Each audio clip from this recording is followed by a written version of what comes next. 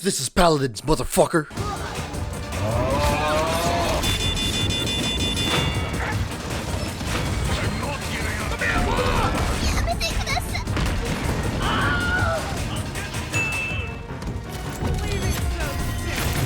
Oh no!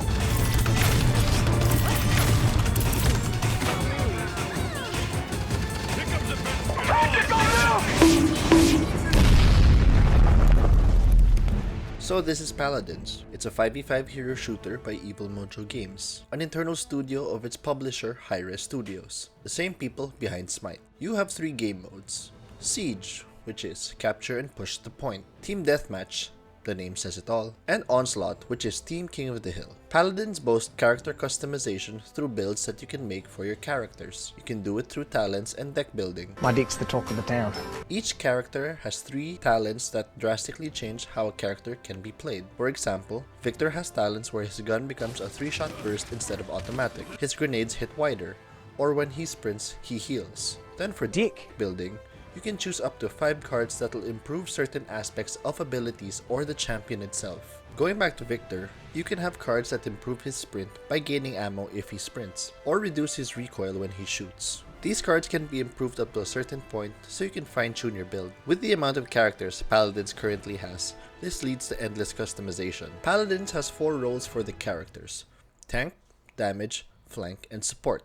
Tank takes damage for the team. Damage hurts people from afar. Flank hurts people in their no-no spot. And support helps the team with happy meals and words of encouragement. So taking all of that into consideration, it keeps the game fresh and matches don't feel the same, which is pretty good. So you pick your talents and your deck of cards, but it's time to play. You leave spawn in a mount, which is great. It reduces the time from spawning to getting to where the action is. Doing stuff in the match like getting eliminations, dealing and tanking damage gives you credits, which you can spend in the store at spawn. The store gives buffs that only apply for the match, and you can pick buffs that will help against certain lineups. Do you have an opponent with shields?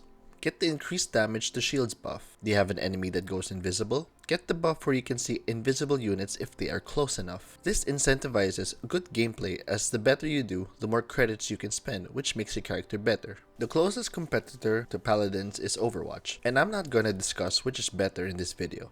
But as of recording, here's the reviews of Paladins, and here's Overwatch's. There are some design elements that are similar to Overwatch in game modes and character design, like Drogo. He flies and has a rocket launcher.